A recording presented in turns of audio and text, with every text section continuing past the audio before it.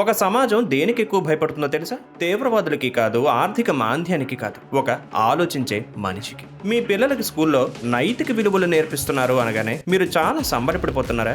ఆగండి.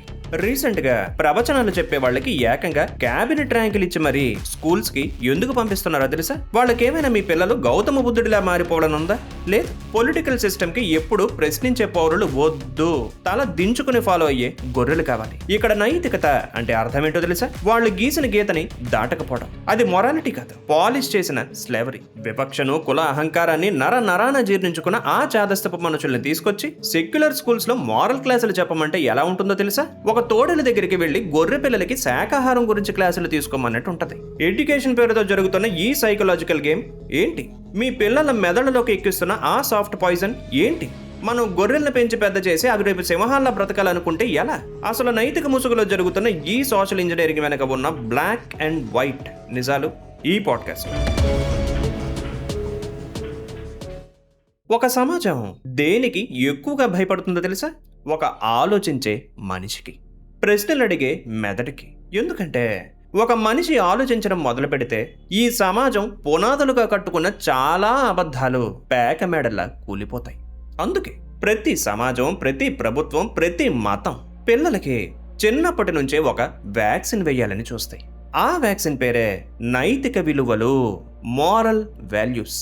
రీసెంట్గా మన చుట్టూ జరుగుతున్న పరిణామాలు చూస్తే ప్రవచనాలు చెప్పే వాళ్ళకి, మత గ్రంథాలు వల్లించే వాళ్ళకి ఏకంగా క్యాబినెట్ హోదాలు ఇచ్చి స్కూల్ పిల్లలకి నైతిక పాఠాలు చెప్పమంటున్నారు.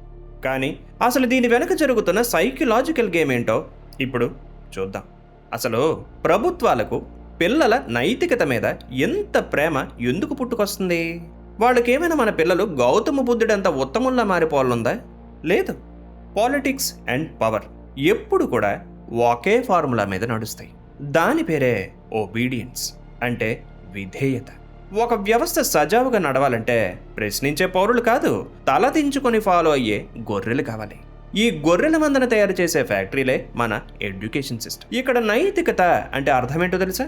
వాళ్ళు గీసిన గీతని దాటకపోవడం, సిస్టమ్ని, అథారిటీని క్వశ్చన్ చెయ్యకపోవడం. ఒక పిల్లాడు క్లాస్లో సైలెంట్గా కూర్చొని టీచర్ చెప్పిందల్లా గుడ్డిగా రాసుకుంటూ ఉంటే వాడు గుడ్ బాయ్. అదే పిల్లాడు ఇది ఎందుకు ఇలాగే ఉండాలి, లాజికల్గా ఆలోచిస్తే ఇది తప్పు కదా అని నిలదీస్తే వాడు యారోగెంట్. మనం నిజంగా మొరాలిటీనే నేర్పిస్తున్నామా, లేక బానిసత్వాన్ని పాలిష్ చేసి దానికి తెలివిగా నైతికత అని పేరు పెడుతున్నామా? ఇలాంటి బానిసత్వాన్ని నేర్పించడానికి ప్రభుత్వాలకి, మత పెద్దలు, ప్రవచనకారుల అవసరం చాలా ఉంటుంది. ఎందుకంటే ప్రజలు ఒక పొలిటీషియన్ మాట వినకపోవచ్చు, కానీ దేవుడి పేరు చెబితే, ధర్మం పేరు చెబితే కళ్ళు మూసుకొని గుడ్డిగా ఫాలో అయిపోతారు. సో ఇది పిల్లల భవిష్యత్తు కోసం వేసిన అడుగు కాదు, రేపటి ఓటు బ్యాంకు కోసం ఒక ఒబీడియంట్ సొసైటీని తయారు చేసుకోవడానికి చేసిన అద్భుతమైన పొలిటికల్ స్ట్రాటజీ. ఇక అసలు విషయానికి వద్దాం. ఈ మారల్ గైడెన్స్ ఇవ్వడానికి మనం ఎలాంటి వాళ్ళని ఎంచుకుంటున్నాం? కొన్ని వందల ఏళ్ల క్రితం రాసిన మనుధర్మం లాంటి పాత పుస్తకాలని, వాటిలో ఉన్న వివక్షని, డిస్క్రిమినేషన్ని ఎప్పటికీ మోస్తూ ఉన్న చాదస్తపు మనుషుల్ని. ఒక మనిషి కేవలం ఒక కులంలో పుట్టినంత మాత్రాన వాడు జీవితాంతం సమాజం దృష్టిలో ఒక అసహ్యకరమైన బానిసలా బ్రతకాలని డిజైన్ చేసిన ఈ గ్రంథాలలో ఏముందని నైతికత? అదొక పచ్చి అహంకారం, అదొక సోషల్ ఇంజనీరింగ్. ఇలాంటి ఐడియాలజీని నరాన జీర్ణించుకొని దాన్ని గ్లోరిఫై చేసే వ్యక్తుల్ని తీసుకొచ్చి సెక్యులర్ స్కూల్స్లో కూర్చోబెట్టి మా పిల్లలకి మంచి నేర్పించండి అని అడగడం. ఒక తోడేళ్ళ దగ్గరికి వెళ్ళి గొర్రె పిల్లలకి శాకాహారం గురించి క్లాసులు తీసుకోమన్నంత హాస్యాస్పదంగా ఉంటుంది. వీళ్ళు స్కూల్స్కి వెళ్ళి డైరెక్ట్గా నువ్వు తక్కువ వాడివి, నువ్వు ఎక్కువ వాడివి అని చెప్పరు. అది పాత స్ట్రాటజీ. మరి కొత్త స్ట్రాటజీ ఏంటి? పుక్కిటి పురాణాలను, మెతక మాటల్ని కలిపి పిల్లల బ్రెయిన్స్లోకి ఒక సాఫ్ట్ పాయిజన్ లా ఎక్కిస్తారు. వాళ్ళకి తెలియకుండానే వాళ్ళలో ఒక ఇన్ఫీరియారిటీ కాంప్లెక్స్నో లేదా సుపీరియారిటీ కాంప్లెక్స్నో ఇన్స్టాల్ చేస్తారు. సరే, ప్రవచనకారుల్ని పక్కన పెడదాం. నైతికత అనేది స్కూల్లో టీచర్లు నేర్పించాలి కదా అని కొంతమంది వాదిస్తుంటారు. ఇది ఒక పెద్ద ఇల్యూషన్. టీచర్ అంటే వాళ్ళు ఏమైనా ఆకాశం నుండి ఊడిపడిన వాళ్ళు కూడా ఈ కుళ్ళిపోయిన, కండిషన్ అయిపోయిన సమాజం నుంచి వచ్చిన వాళ్ళేగా. తమ సొంత ఫ్రస్ట్రేషన్స్తో, భయాలతో, కులమత పిచ్చి ఉన్న ఒక సాధారణ మనిషి ఒక పిల్లాడికి స్వచ్ఛమైన నైతికత ఎలా నేర్పిస్తాడు? చాలా స్కూల్స్లో పిల్లలకి భయపెట్టి బెత్తంతో కొట్టి మరీ డిసిప్లిన్ నేర్పిస్తుంటారు.